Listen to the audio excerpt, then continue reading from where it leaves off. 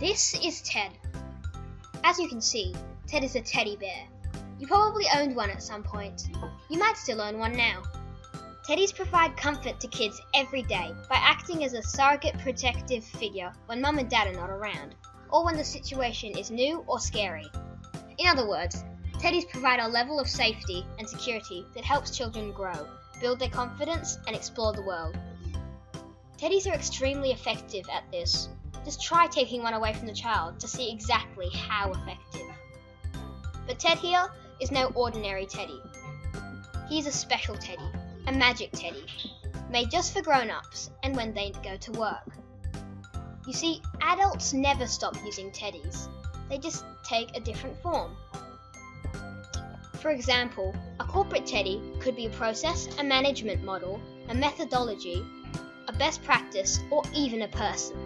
As with kids, these teddies for grown-ups provide psychological support to help them develop confidence in tackling and solving certain types of problems. They help us cope with uncertain, ambiguous situations, making them less stressful. Like kids learning to cope with the world, adults usually discard teddies as maturity grows. The teddy has, in effect, served its purpose, with grown-ups now having the confidence and experience to handle similar situations in the future. But there is a problem that sometimes happens to both kids and grown-ups. They can develop an unhealthy dependency on the teddy. The teddy becomes a fetish, used with pathological rigidity, more for its own sake, as opposed to a means to an end.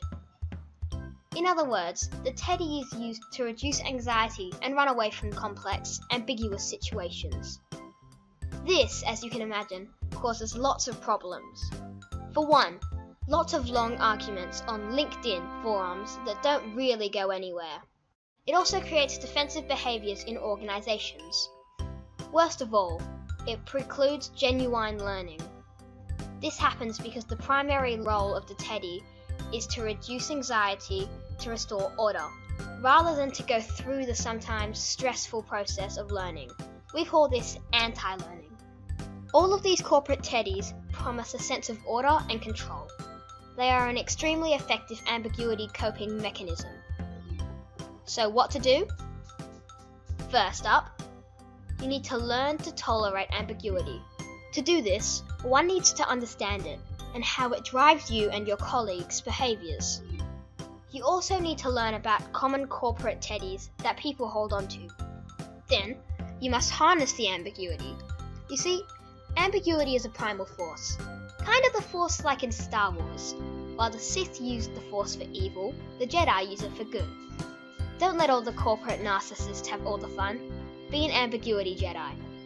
Learning how to handle and harness this force called ambiguity is one of the most important skills for thriving in this increasingly complex world. How can one become an ambiguity Jedi? Well, I'm glad you asked.